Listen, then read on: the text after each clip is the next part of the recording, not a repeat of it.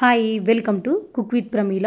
ఈరోజు రెసిపీ వచ్చేసి బెండకాయలతో పచ్చడి సింపుల్గా ఎలా తయారు చేసుకోవాలో చూపించబోతున్నాను. ఈ పచ్చడి చేయడం చాలా సింపుల్ అయినా పచ్చడి మాత్రం టేస్ట్ చాలా బాగుంటుంది. అన్నంతో అయినా తినచ్చు, దోశతో అయినా తినచ్చు, రొట్టెతో అయినా తినచ్చు. చాలా టేస్టీగా ఉంటుందండి.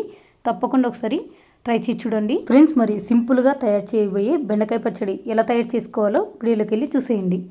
బెండకాయ పచ్చడి తయారు చేయడం కోసం నేను ఇక్కడ ఒక పావు కిలో బెండకాయలను నీట్గా కడుక్కొని తుడుచుకొని పెట్టుకున్నాను. తర్వాత ఒక 3 టమోటాలను కూడా తీసుకోవాలి.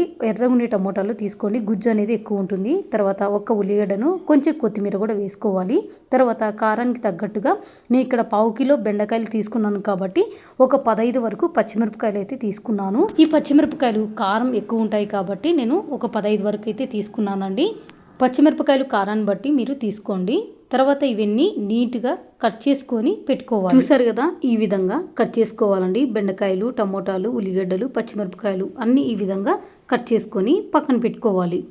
ఇలా కట్ చేసి పెట్టుకున్న వాటిని ఉడికించడం కోసం స్టవ్ మీద ఒక కడాయి పెట్టుకున్నాను. కడాయిలోకి ఒక 2 టేబుల్ స్పూన్ల వరకు అయితే నూనె అయితే వేసుకోవాలి. ఇలా నూనె విడవగానే ఇందులోకి ఒక 10 వెల్లుల్లిని పొట్టు తీసేసుకొని వేసుకోవాలి.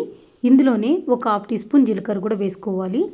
అలాగే ఒక రెమ్మ కరివేపాకు కూడా వేసుకొని మంట సిమ్లోనే పెట్టుకొని 1 నిమిషం వీటిని కలుపుతూ ఫ్రై చేసుకోవాలి. ఇలా కరివేపాకు, జీలకర్ర, వెల్లుల్ని ఈ విధంగా ఫ్రై చేసుకున్న తర్వాత ఇప్పుడు ఇందులోకి మనం ముందుగా కట్ చేసి పెట్టుకున్న పచ్చిమిరపకాయలు కూడా వేసుకొని మంట సిమ్లోనే పెట్టుకొని పచ్చిమిరపకాయలు కూడా కొద్ది పచ్చివాసన వెళ్ళిపోయేంత వరకు కలుపుతూ ఫ్రై చేసుకోవాలి.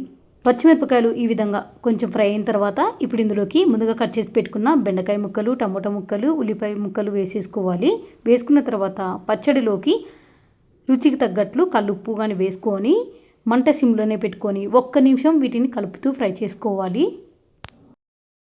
ఇలా 1 నిమిషం బాగా ఫ్రై చేసుకున్న తర్వాత ఇందులోకి నీళ్ళు వచ్చేసి 1.5 గ్లాస్ వరకు అయితే నీళ్ళు పోసుకోవాలి. ఈ బెండకాయ ముక్కలు, టమోటాలు, ఉల్లిగడ్డలు అన్నీ ఉడికించుకోవాలి కాబట్టి 1.5 గ్లాస్ వరకు నీళ్ళు పోసుకొని అంతా ఒకసారి బాగా కలుపుకొని మీడియం ఫ్లేమ్లో పెట్టుకొని మధ్య మధ్యలో కలుపుకుంటూ ఈ బెండకాయలు, ఉల్లిగడ్డలు, టమోటాలు అన్నీ మెత్తగా ఉడికేంత వరకు ఉడికించుకోవాలి. చూసారు కదా, మధ్య మధ్యలో కలుపుకుంటూ ఈ విధంగా బెండకాయలు, టమోటాలు, ఉల్లిగడ్డలు అన్నీ మెత్తగా ఈ విధంగా ఉడికించేసుకోవాలి. నీళ్లు కూడా అన్నీ బాగా ఇమిరిపోయాయండి. బెండకాయలు, టమోటాలు, ఉల్లిగడ్డలు, పచ్చిమిరపకాయలు అన్నీ బాగా మెత్తగా ఉడికిపోయినాయి. ఇలా అంతా బాగా కలుపుకున్నాక ఇందులోకి కొద్దిగా చింతపండు అయితే వేస్తున్నాను. చింతపండు వేయడం వల్ల పచ్చడి అనేది చెడిపోకుండా ఉంటుంది, అలాగే టేస్ట్ కూడా చాలా బాగుంటుంది. తర్వాత ఇందులోకి కొంచెం కొత్తిమీర కూడా వేసుకొని అంతా ఒకసారి బాగా కలిసేలాగా కలుపుకొని స్టవ్ ఆఫ్ చేసుకోవాలి. ఇలా ఉడికించి పెట్టుకున్న వాటిని పూర్తిగా చల్లారబెట్టుకోవాలి. ఇలా ఉడికించి పెట్టుకున్న వీటిని పూర్తిగా చల్లారిన తర్వాత అన్నీ ఒక మిక్సీ జార్లోకి వేసుకోవాలి. ఇలా అన్నీ వేసుకున్న తర్వాత ఇందులోకి కొద్దిగా సాల్ట్ అయితే వేస్తున్నాను. ఆల్రెడీ మనం ముందుగానే ఉడికించేటప్పుడు కొద్దిగా కల్లుప్పు కూడా వేసుకున్నాం కాబట్టి చూసుకొని వేసుకోండి. ఇలా అన్నీ మిక్సీ జార్లోకి వేసుకున్న తర్వాత ఇక్కడ చూపిస్తున్నట్టు ఈ విధంగా కచ్చపచ్చగా మిక్సీ పట్టుకోవాలి. మరి మెత్తగా అయితే వేసుకోవద్దండి. ఈ పచ్చడికి ఈ విధంగా వేసుకుంటేనే టేస్ట్ అనేది చాలా బాగుంటుంది. ఇలా రెడీ చేసి పెట్టుకున్న ఈ పచ్చడి అంతా ఒక బౌల్లోకి తీసుకొని పెట్టుకోవాలి. ఇలా పెట్టుకున్న తర్వాత ఈ పచ్చడికి పోపు అయితే తయారు చేసుకుందాము. స్టవ్ మీద ఒక చిన్న కడాయి పెట్టుకొని కడాయిలోకి 3 టేబుల్ స్పూన్ నూనె వేసుకొని వేడి చేసుకోవాలి. ఇలా నూనె వేడవగానే ఇందులోకి కొన్ని ఉల్లిపాయ ముక్కలు, ఒక 5-6 వెల్లుల్లి రెబ్బలు వేసుకోవాలి. అలాగే ఇందులోకి పోపు దినుసులు, ఆవాలు, జీలకర్ర, మినపప్పు, శనగపప్పు, ఒక ఎండుమిరపకాయ కూడా వేసుకొని మంట సిమ్లోనే పెట్టుకొని ఇవన్నీ బాగా కలుపుకుంటూ లైట్ గోల్డెన్ కలర్ వచ్చేంత వరకు బాగా ఫ్రై చేసుకోవాలి. లో ఫ్లేమ్లోనే పెట్టుకొని ఫ్రై చేసుకోండి, మాడిపోకుండా మంచి ఫ్లేవర్ వస్తుంది. పోపు బాగా ఫ్రై అయిందంటే మంచి సువాసన వస్తుందండి.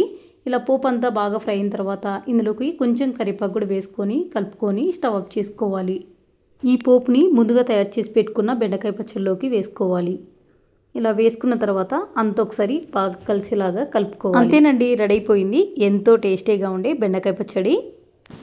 ఈ పచ్చడి వేడి వేడి అన్నంలోకైనా బాగుంటుంది, చపాతీ, రోటీ ఎందులోకైనా సూపర్గా ఉంటుంది. ఒక్కసారైనా ట్రై చేసి చూడండి. ఎప్పుడు పప్పు కూరలే కాకుండా అప్పుడప్పుడు ఇలా పచ్చడి చేసుకొని తిన్నారంటే ఆ పూటకు తృప్తిగా కడుపు నిండా తినేయచ్చు, అంత బాగుంటుంది. తప్పకుండా ట్రై చేయండి ఫ్రెండ్స్. మరి వీడియో నచ్చితే లైక్ చేయండి, షేర్ చేయండి, అలాగే ఛానల్ని సబ్స్క్రైబ్ చేసుకోండి.